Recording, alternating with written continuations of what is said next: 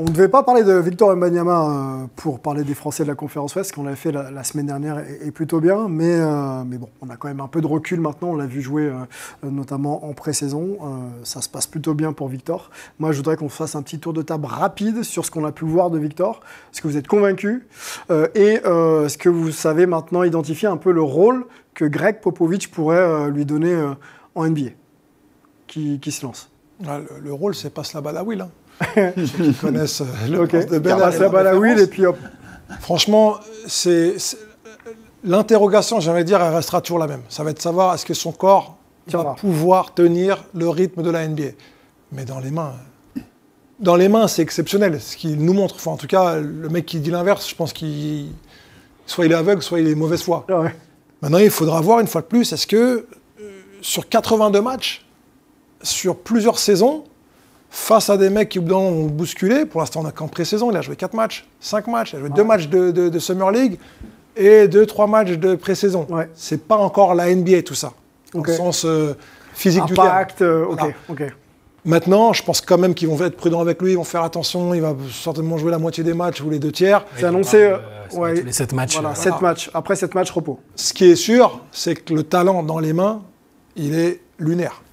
Shai, de ce que tu as vu. J'allais dire que là, il est en train d'ajouter une composante spectacle au jeu. Alors, il avait déjà parlé de ça. Hein. Il dit qu'il ne veut pas avoir de cadre, de limite. Il veut aussi pouvoir apporter de la créativité. Là, sur les derniers matchs, voilà, on le voit tenter des petits ponts, des passes à l'aveugle dans le dos en sauvant, enfin, des trucs qui, normalement, sont impossibles à faire quand on a ce gabarit-là. Puis il monte la balle. Enfin, il y a une volonté de faire quand même le spectacle et d'en donner aux gens pour leur argent. C'est ça, en fait, donc pas au détriment du jeu. Non, voilà, c'est jamais non plus. C'est efficace parce que le petit pont, il le passe et il y a une action derrière. Okay. La balle, il la sauve, c'est une passe quasi décisive pour Devin Vassell qui ne la met pas, mais c'est efficace. C'est au service. Il va falloir voir s'il y a petit pont face à LeBron James, hein, par contre. Pas sûr. Bon, je pense qu'il va pas hésiter. Hein. Il va pas hésiter. Mais oui. Il n'a pas hésité. Victor aujourd'hui, je pense qu'il est. Il est lui-même. Il est exactement ça. On n'est pas en train de découvrir nous quelqu'un de différent. C'est ce qu'il est en train de faire là, c'est ce qu'il a toujours fait. Moi, j'ai juste hâte de le voir vraiment arriver au top de sa confiance et vraiment prendre ses repères dans la ligue. Et avec juste ce qu'il a fait aujourd'hui, c'est déjà très beau. Comme on dit, ce qu'il a dans les mains, c'est magique. Moi, j'aimerais vraiment le prendre. Et des fois, c'est assez drôle de voir que s'il lève les bras, il est au-dessus de tout le monde, mais il est encore en train d'hésiter quand il reçoit la balle. Ce petit temps de décalage avant d'allumer. Et quand il va vraiment prendre conscience de ça, moi, je pense que ça va être... Et sa défense aussi, quoi.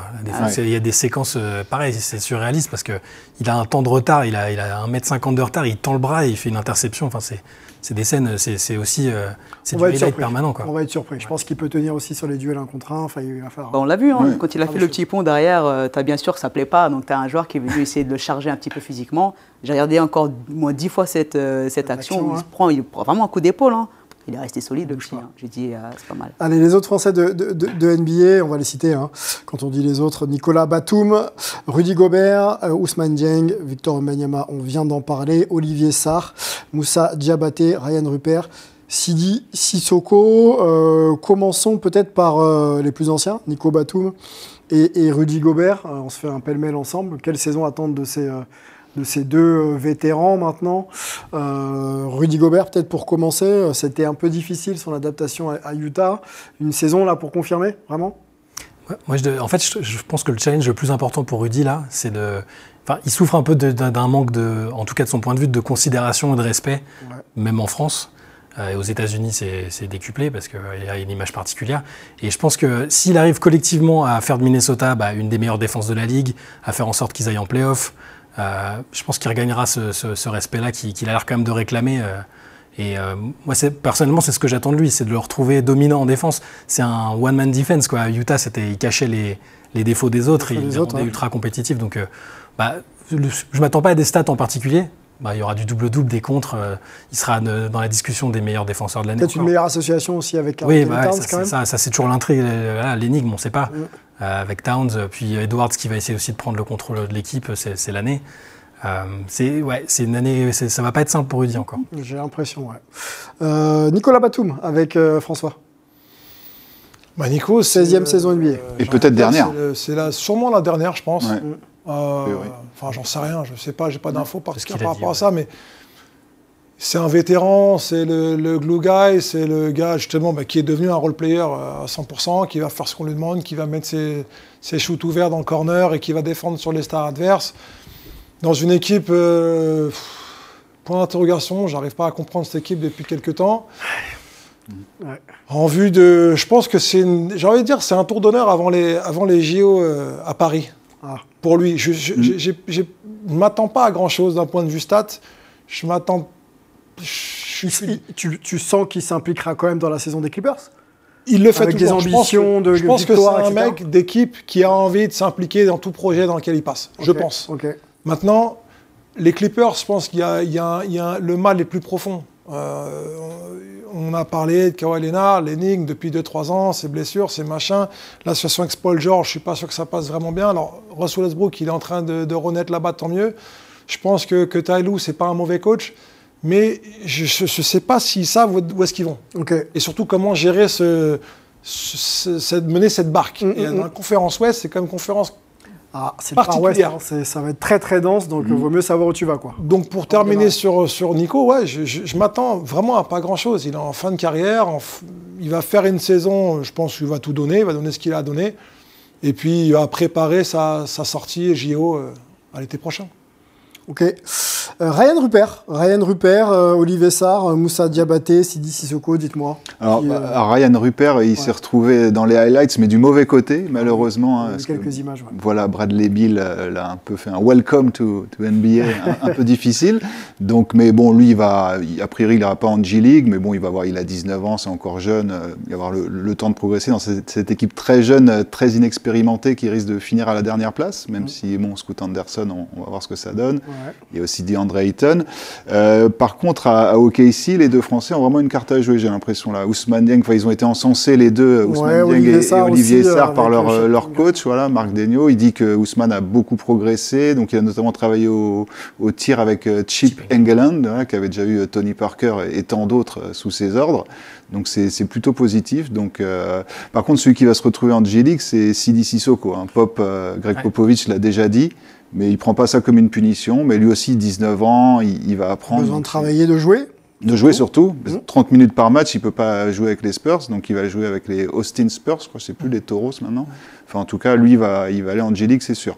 Voilà. Ok. Mélissa, un mot sur la jeunesse française? Très contente déjà. Et puis de voir qu'on a autant de jeunes en NBA aujourd'hui. Bon, après, c'est toujours le truc, c'est qu'on ne sait jamais exactement la longévité et est-ce qu'ils vont avoir des rôles. On peut le voir avec Franck, on peut le voir avec Evan aujourd'hui. Le truc, c'est de savoir combien de temps ils vont y rester. Est-ce qu'ils vont vraiment avoir leur chance? Et est-ce qu'ils vont, quand ils vont avoir leur chance, est-ce qu'ils vont la saisir? Donc, moi, à chaque fois, je me dis, je suis toujours prudente, même face à Dieng et Olivier Sarr. Ça, c'est-à-dire que ce n'est pas parce que le coach il dit ça aujourd'hui à la pré-saison que pendant la saison, les choses elles vont se passer comme telles. Malheureusement, chaque fois, on voit beaucoup de changements. Donc, je pense qu'il faut s'accrocher. Je pense qu'il faut essayer de trouver sa place, de se faire sa place. Mais il va falloir être meilleur que les autres parce qu'à la fin, l'Américain, il mettra toujours l'Américain en premier. Donc, meilleur, travailler plus fort et plus longtemps et plus dur peut-être pour exister dans cette saison. Quoi. Ouais, je pense que Moussa Diabaté, il a une petite carte à jouer aussi parce qu'on n'en parle pas beaucoup. On parle pas souvent de lui. Bon, il a un cursus très américain avec la fac à Michigan puis un peu le lycée avant.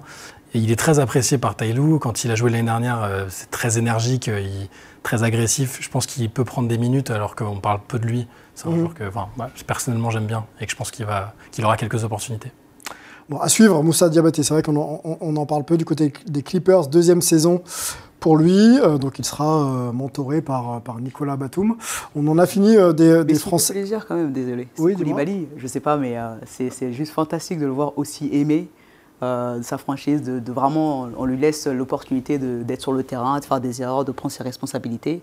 Et ça, je trouve ça génial en fait. Énorme défensivement. Il a fait 10 interceptions là en pré-saison. Je crois qu'il faut remonter à quoi 2013 pour avoir un joueur, un rookie comme ça qui fait. Interceptions depuis la pré-saison. Ouais. Donc défensivement, déjà très impactant. Petit chouchou notre chouchou Bilal. Pas qu'il espère grand-chose offensivement avec Jordan Poole et Kyle Kuzma dans l'équipe. Poole, je pense que ça va être un peu compliqué. Bon, déjà s'il est sur le terrain, on rappelle qu'il y a un an et demi, c'était les espoirs quand même pour Bilal.